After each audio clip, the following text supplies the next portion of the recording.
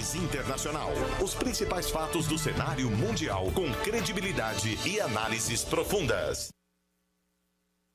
Ótima tarde a você que se liga aqui no Sistema Sagres de Comunicação. Dentro da nossa programação Sagres em Tom Maior, destaque para os assuntos internacionais da geopolítica no Sagres Internacional. Podcast sempre aos sábados, à 1h da tarde, no seu tocador preferido, no Sistema Sagres de Comunicação também na Rádio Sagres, mas aqui, às quintas-feiras, tem também destaques da geopolítica, destaques internacionais, com o professor de História e Geopolítica Norberto Salomão, sempre conversando com a Jéssica Dias.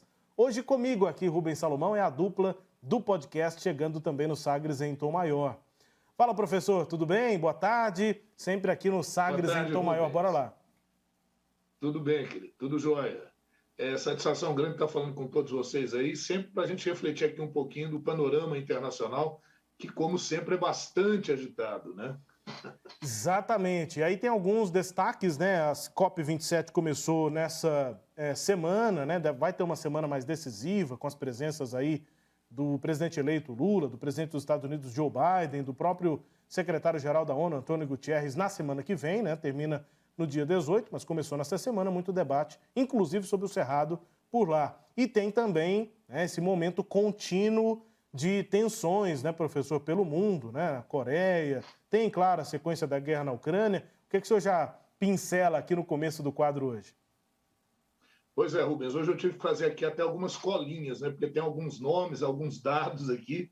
Olha bem, a gente observa que a Coreia, a tensão na Península da Coreia está se intensificando, o Kim Jong-un está cada vez mais, digamos assim, ousado, né, nas suas ações, e ele está repetindo o mesmo discurso. Toda semana está aparecendo até repetição, a gente vem falando isso nas últimas 3 semanas, é um número recorde de testes com mísseis, e mais uma vez ele repete que, e aí declarou formalmente, que está realizando esse tipo de lançamento de mísseis para reagir aos exercícios militares, né, que os Estados Unidos e a Coreia do Sul fazem conjuntamente.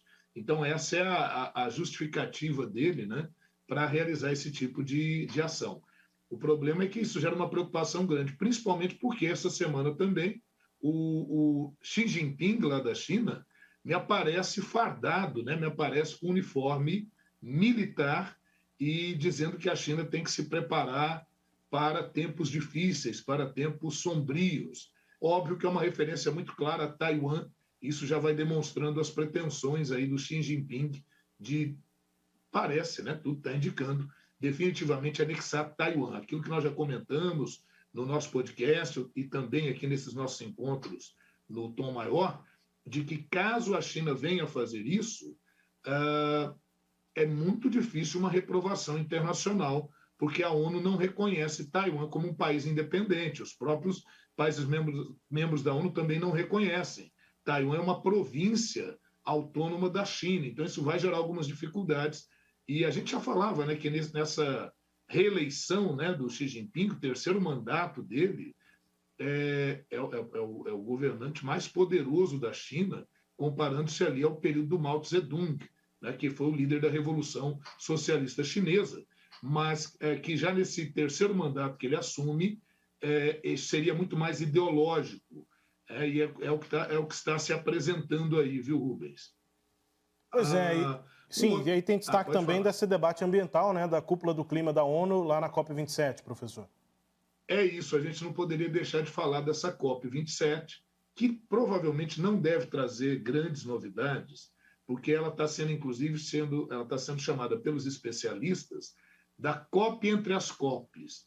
Por que isso? Porque ela não é uma COP muito no sentido de deliberação, ela é muito mais de implementação. Então, na verdade, a COP27 ela tem como principal função implementar aquilo que já havia sido decidido na COP26 e até em compromissos de COPs anteriores. Agora, o mote central, né, é realmente o financiamento climático, porque é aquele negócio, né, Rubens?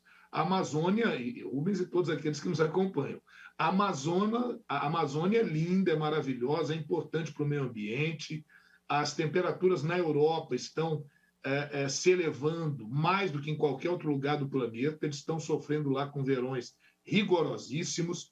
Agora, se lá queimaram muito das suas florestas, poluíram rios e tudo, a Amazônia vai resolver o problema? Pode amenizar, mas para isso temos que pagar, né? Tem que pagar. Então tem que financiar.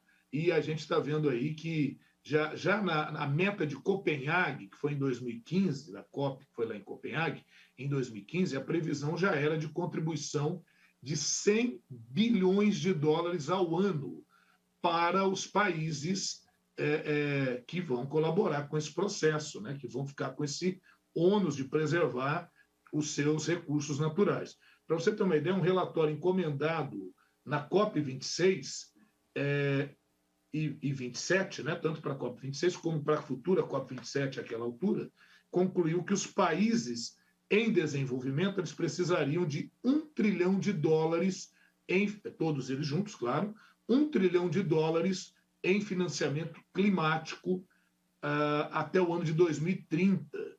Então, é isso que está sendo discutido lá no dia 8.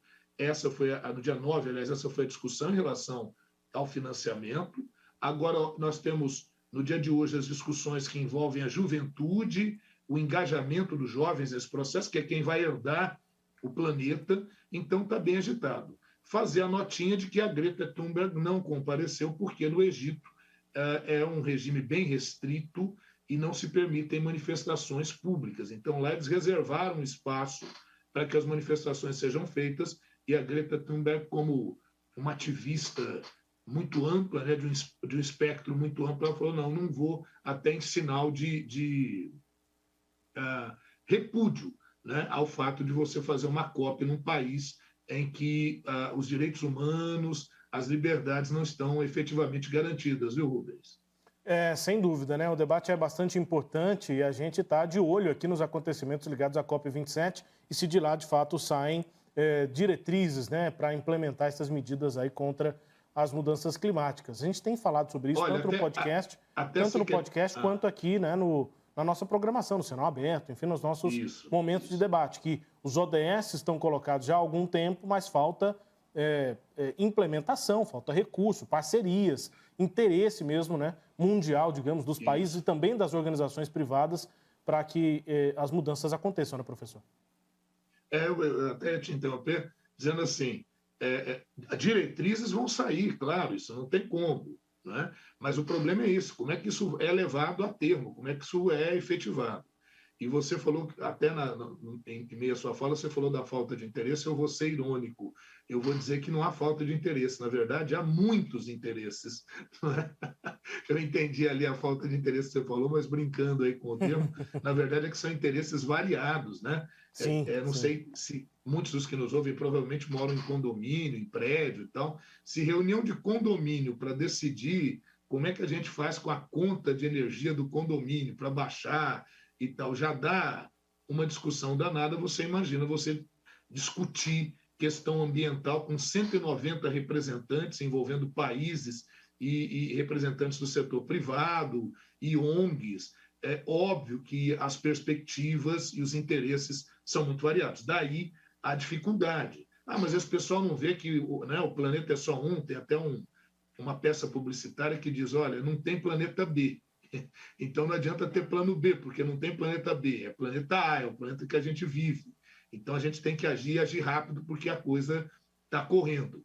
E é uma verdade. Porque a questão ambiental, né, Rubens, ela não envolve apenas você eliminar a emissão de carbono e tudo. Acontece que, à medida em que a temperatura aumenta, para você ter uma ideia, você modifica, inclusive, a capacidade reprodutiva de alguns animais que fazem parte de um equilíbrio importante, até para que determinados vírus não se propaguem, até para que determinadas doenças não passem para o convívio humano.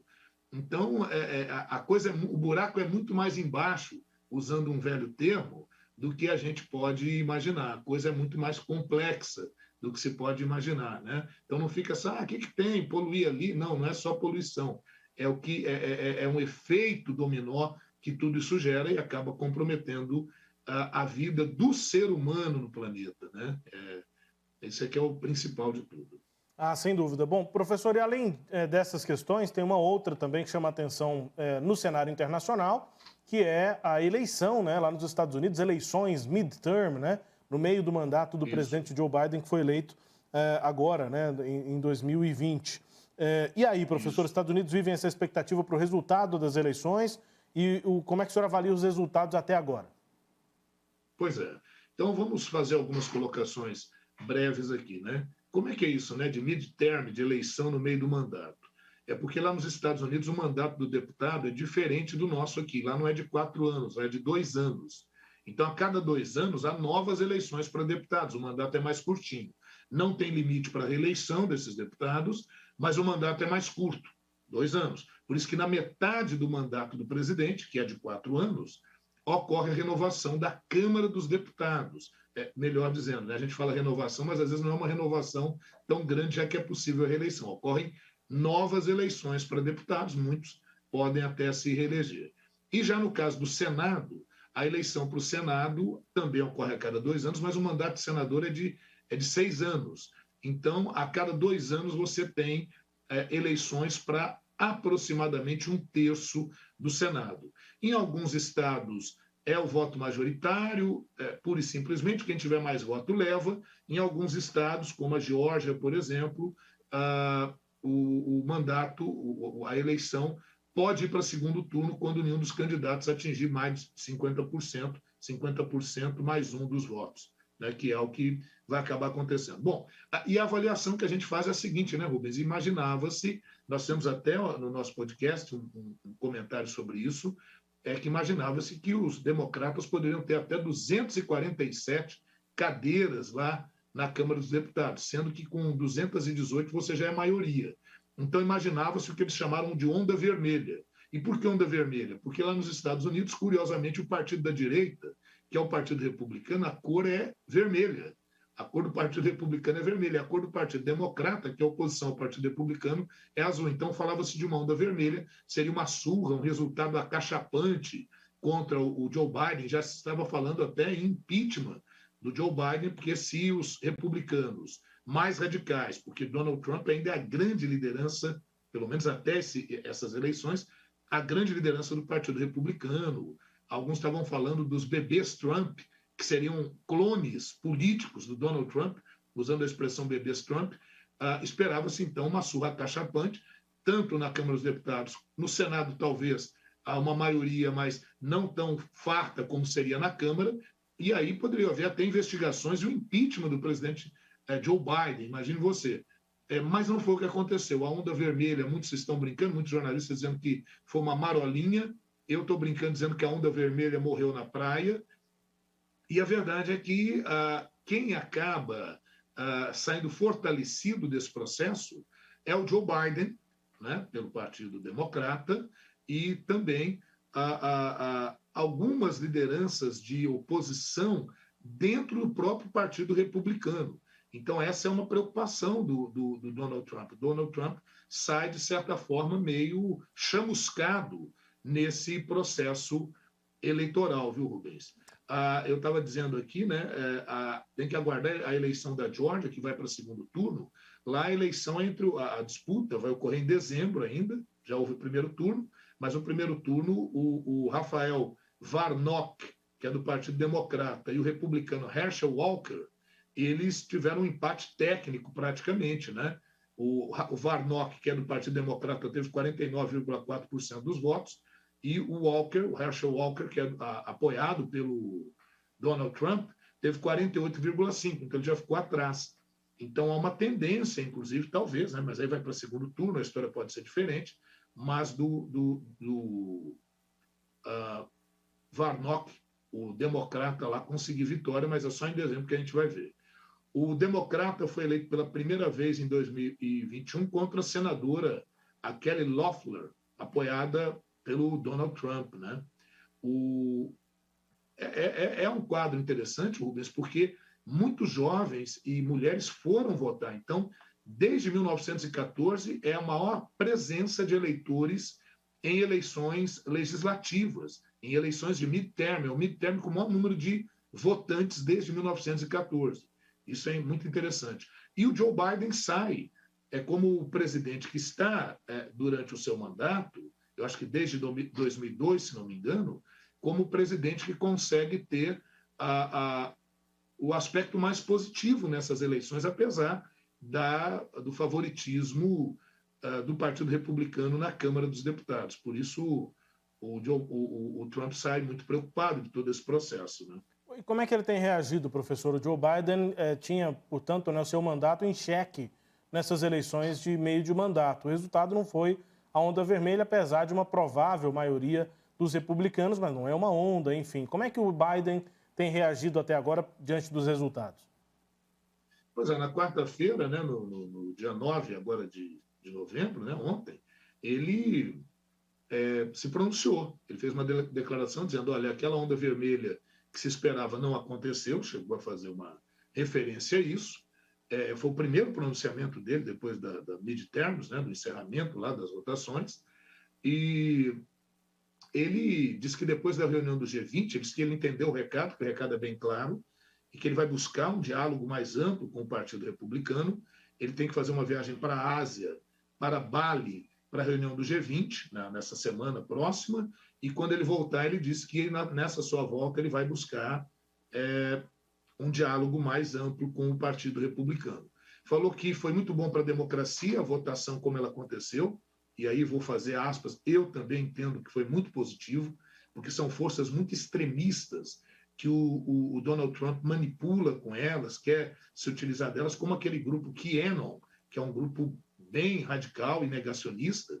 Então foi bem positivo, mas isso graças ao fato que a gente falou de um comparecimento mais maciço nas eleições, principalmente de mulheres, e muitos achavam que o tema aborto não faria diferença, e essas mulheres vão justamente, não porque sejam a favor, efetivamente, de abortar crianças ou coisa do gênero, mas porque entendem que é uma decisão que interfere na condição da mulher, né?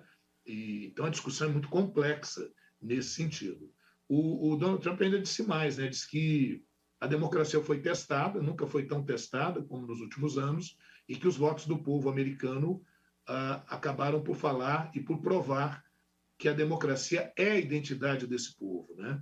E ele aproveitou, deixa, né, Rubens, claro, disse que apesar de estar aí próximo dos 80, né, 80 mais, né, ele está disposto a concorrer à reeleição.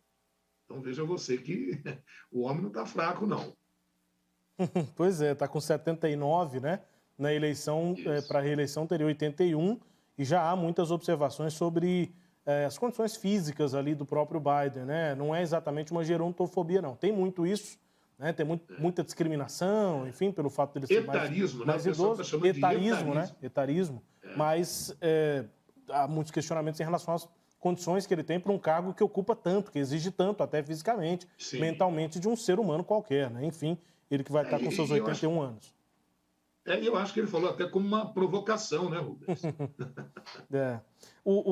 Bom, professor, e como é que o Donald Trump reagiu, né, a esse resultado? O Trump, que tem 76, né, estaria com 78 numa eventual disputa em 24, né, em 2024. Porque havia essa expectativa de uma onda, a onda não aconteceu, o Trump saiu derrotado das urnas e acabou tendo aquele momento ali, né, 2021, um momento de certo ostracismo, mas logo ele voltou, meses ali, ele voltou ao debate e conseguiu se refortalecer, digamos assim, né? E hoje é, como o senhor disse, principal liderança ainda do Partido Republicano. Depois desse resultado, ele perde força? Como é que o senhor avalia que isso repercute para o Trump? Ele perde força principalmente, Rubens, porque nas eleições, se eu não me engano, na Flórida, o Ron DeSantis, ele acabou se reelegendo e com vantagem considerável, com 20 pontos de vantagem na frente do democrata Charlie Crist, né? E óbvio que isso deu grande força a ele, e ele quer ser candidato pelo Partido Republicano. O Donald Trump advertiu, disse que não é para ele se colocar o seu nome. O Donald Trump, ele acha que ele é o dono do Partido Republicano, né? Só que esses resultados, porque se fosse aquela onda vermelha, como estava se afirmando, sem dúvida ele teria condições de encampar o partido completamente. Não foi o que aconteceu, né? Então isso dá chances para o Ron DeSantis que ele apelidou de Santinho do Pau Oco, né? Esse de Santos, fez ali um trocadilho com o Santinho do Pau Oco, santo demônio, né? Numa expressão ali mais americanizada, e ele vai sair sim candidato, vai participar das prévias, e o Donald Trump não está gostando nada disso. Então é um abalo realmente para as pretensões do Donald Trump. Outro revés do Donald Trump foi a derrota do médico celebridade, né? O Matt Oz, que perdeu a vaga no Senado pela Pensilvânia, para o vice-governador, o John Fetterman, que é casado, inclusive, com uma brasileira. O John Fetterman teve um derrame e ele ficou com sequelas, né? E mesmo durante a campanha, o filho do Donald Trump, o Trump Jr., ficava provocando, ironizando, aquela coisa bem, né, nojentinha mesmo, né? Ele chegou a dizer, um senador dos Estados Unidos não deveria ter um mingau no lugar do cérebro. Imagine você.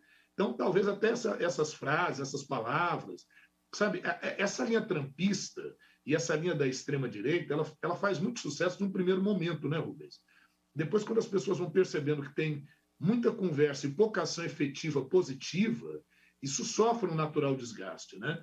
A gente não sabe se o Donald Trump vai conseguir se recuperar, dar uma chacoalhada depois disso.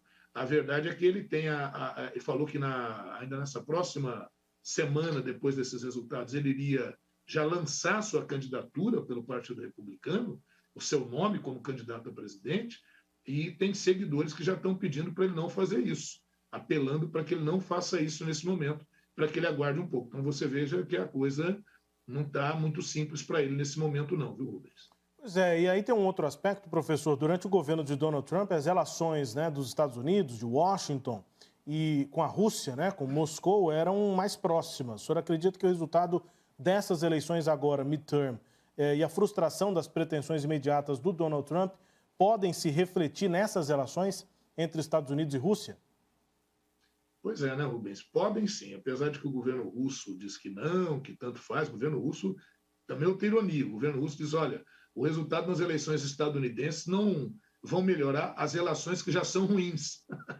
Não vão melhorar as más relações entre Moscou e Washington, foi o que disse o porta-voz lá do Kremlin, o Dmitry Peskov, né?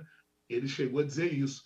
Mas a verdade é que, você se lembra muito bem, acho que quem nos acompanha, se não se lembra, eu vou recordar aqui, houve acusações de que o Donald Trump teve uma ajudinha lá dos russos que atuaram lá nas redes sociais, na internet, favoreceram a eleição do Donald Trump, que estariam interferindo agora, inclusive.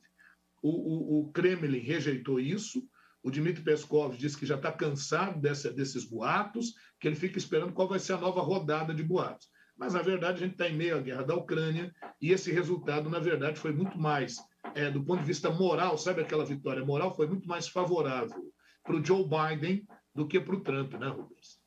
Sem dúvida, né? Vamos ver como é que isso vai repercutir, inclusive aqui para o Brasil, né, professor? Tem peso direto ou não? Porque no Brasil estamos aqui, né, com a factualidade do momento, né? Relatório das Forças Armadas não apontou fraude, mas apontou questionamentos, críticas ao processo eleitoral no Brasil. Aí as manifestações continuam tendo algum combustível, temos de ver com os dias passando se elas vão, né, ter ainda alguma força ou não, essas manifestações golpistas, antidemocráticas, mas o relatório dá alguma margem para isso. E aí quando vem o resultado dos Estados Unidos, né, da direita vencendo a eleição, mas não com a força que se esperava, o senhor acha que vai ter algum impacto para a direita aqui no Brasil?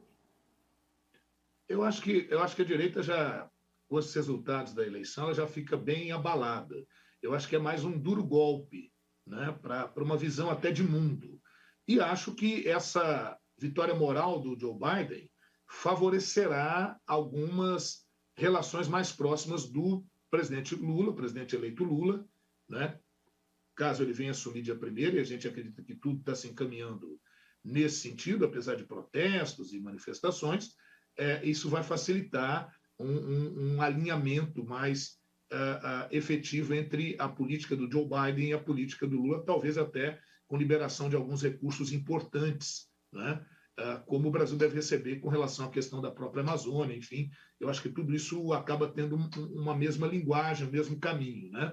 E a outra questão, só rapidinho comentando o que você falou, esse curioso relatório das Forças Armadas, na verdade, faz questionamentos que já tinham sido feitos antes, pelo menos a maior parte deles, ao TSE, e todos eles devidamente respondidos. Quem tiver interesse é só procurar as respostas do TSE e dos técnicos do TSE, além das eleições terem sido chanceladas pela OAB, pelos os observadores nacionais e internacionais.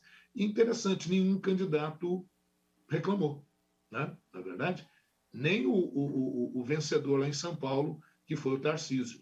Então, acho que é importante a gente fazer esse registro também, né, Rubens? Sem dúvida, sem dúvida. Tem que marcar esse compromisso com a democracia, né? Porque, de fato, o nosso sistema eleitoral funciona e há, sim, uma interpretação política desse relatório das Forças Armadas que, propositalmente, deixam brechas para essas manifestações. Mas o código-fonte foi aberto do dia 2 até o dia 19 de agosto. No dia 3 de agosto, uma série de técnicos das Forças Armadas entraram lá nos computadores do TSE, tiveram acesso ao código-fonte, enfim, isso tem bastante publicidade. Então, o fato é que o relatório não aponta fraude, porque, de fato, não há fraude na eleição, o resultado é esse. Lula vai ser o presidente, e daí a gente analisa aqui quais são os impactos disso, goste ou não. Esse é o presidente, ele vai ter de se relacionar com outros países, e daí a gente analisa aqui no Sagres Internacional. Mas o foco aqui, então, foi a onda vermelha que não se concretizou lá nos Estados Unidos. Ela não quebrou, né, professor? Virou marola, enfim. Até mais e até o podcast de sábado. É isso aí, até mais. Obrigado a todos os colaboradores aí do Sistema Sagres de Comunicação e fiquem ligados aí, tá? Eu vou pedir também que possam me seguir lá no meu Instagram, @NorbertoSalomão. A gente está sempre postando alguma coisa interessante ou curiosa.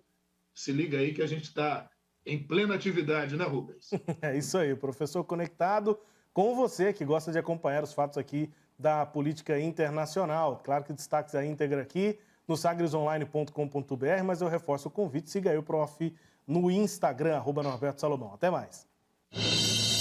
Sagres Internacional. Os principais fatos do cenário mundial com credibilidade e análises profundas. Tá aí mais um Sagres Internacional.